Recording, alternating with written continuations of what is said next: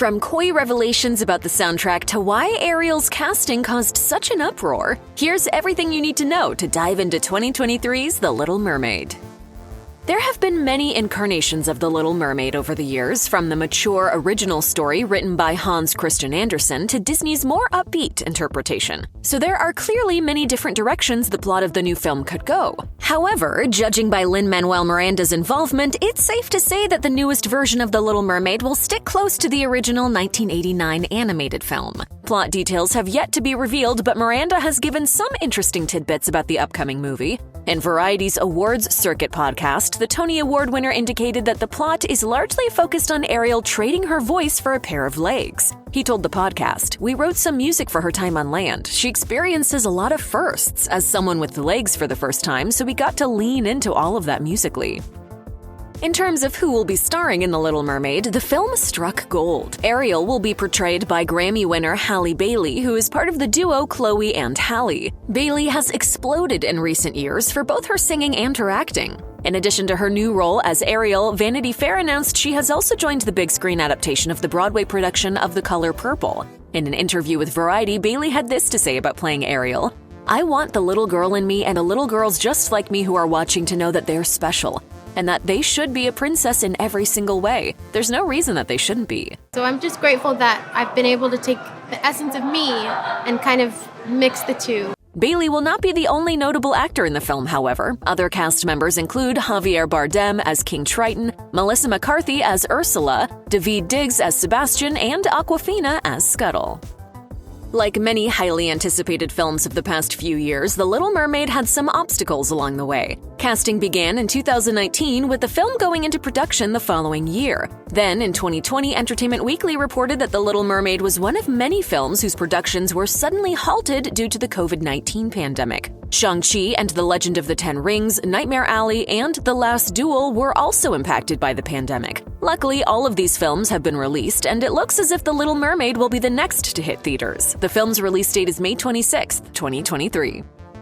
Wherever Lin-Manuel Miranda goes, it seems that director Rob Marshall follows. Or maybe it's the other way around. The two collaborated on the 2018 sequel, Mary Poppins Returns, with Miranda playing the part of Jack. Now the two are collaborating once again in The Little Mermaid, with Marshall directing and Miranda producing. But Marshall's connection to Miranda isn't the only thing the director has going for him. The filmmaker has plenty of experience making musicals, having previously directed Into the Woods, Nine, and most significantly, Chicago. Full of dazzling visuals and set pieces, and starring both Catherine Zeta-Jones and Renee Zellweger, Chicago swept the 2003 Oscars, becoming a definitive film for Rob Marshall. So after proving himself as an accomplished musical director, there's no telling what Rob Marshall will bring to The Little Mermaid. He's a human. You're a mermaid. That doesn't make us enemies.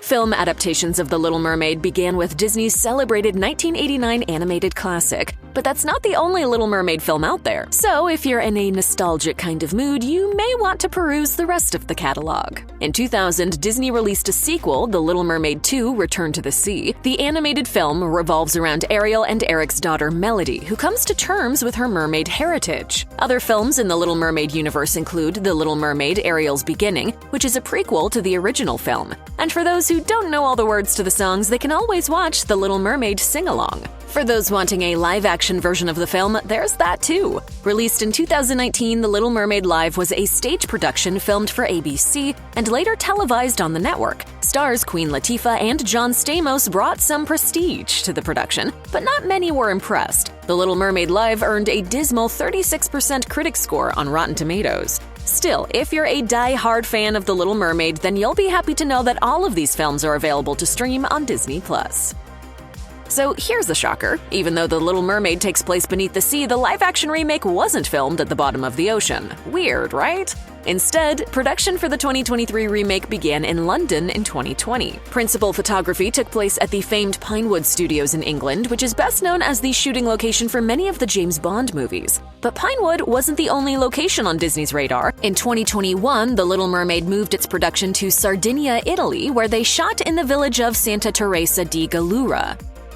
A big challenge for The Little Mermaid was how to set entire dialogue-heavy scenes underwater while filming them on land. Director Rob Marshall told The Wrap in February of 2023, The Little Mermaid is the most challenging film I've ever done. I don't think anybody's ever done an underwater musical before.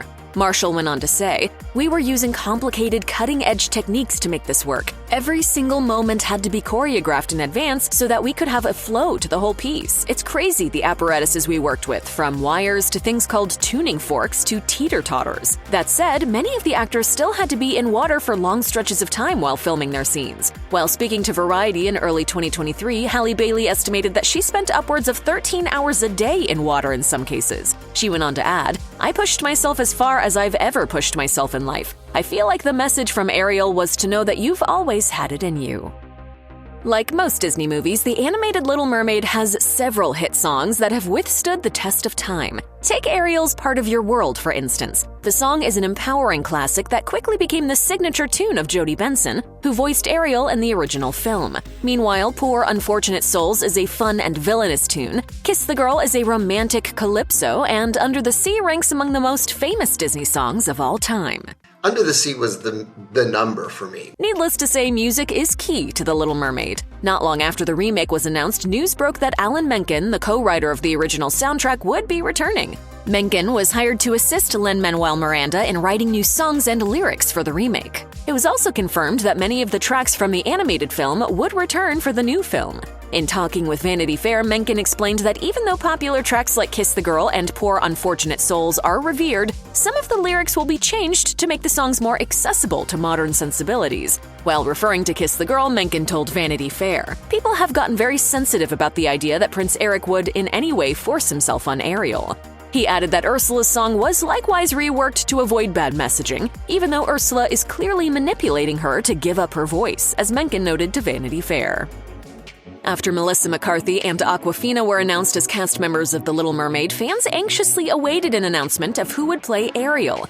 Though there were initially some rumors that Zendaya would be starring in the role, they proved to be just that, rumors. When it was later announced that Halle Bailey would be taking on the part, people online voiced their displeasure. Their complaint was that by casting Bailey, the look of Ariel would change. In a statement published by Variety, director Rob Marshall said this about Bailey's casting: "After an extensive search, it was abundantly clear that Halle possesses that rare combination of spirit, heart, youth, innocence, and substance, plus a glorious singing voice, all intrinsic qualities necessary to play this iconic role." In the age of the internet, it isn't too hard to find someone outraged online, so there's little surprise that some took umbrage at the film's perceived race swapping. Detractors cited the European location of Denmark in the original Hans Christian Andersen fairy tale, as well as Ariel's appearance in the animated film, as reasons she should look similar to the 1989 film. Still, others just disliked the idea of a remake in general. Getting to kind of put my own take on Ariel is a beautiful thing. Likewise, the casting of McCarthy as Ursula was met with some criticism. In the original film, the character of Ursula had clear drag queen influences, as the character was based on Divine, a recurring actor in several of director John Waters' films, so many assumed that a drag queen would be cast in the role. With all the changes being made to Ariel and her supporting cast, it would be surprising if Prince Eric was left completely untouched by director Rob Marshall and his crew. When speaking about Ariel's human dreamboat, Marshall confirmed that Eric too would be undergoing some changes. The director told Entertainment Weekly, "The role of Eric in the animated film, I'm sure the original creators would agree with this, it's a wooden classic prince character with not a lot going on. In the remake, this new version of Prince Eric, played by A Dog's Way home actor Jonah Hauer-King, is a bit more four-dimensional, as the director told Total Film magazine. Marshall also added that the updated Prince Eric has a story similar to Ariel in that he wants more out of life. Marshall told Entertainment Weekly, "These two kindred spirits find each other and really teach the world about prejudice and about breaking down barriers and walls between these two worlds." In the 1989 feature, the wayward prince doesn't have a lot going on outside of trying to find and marry the woman who saved his life. That said, it remains to be seen just how different Eric will be. And I can't wait for people to see it.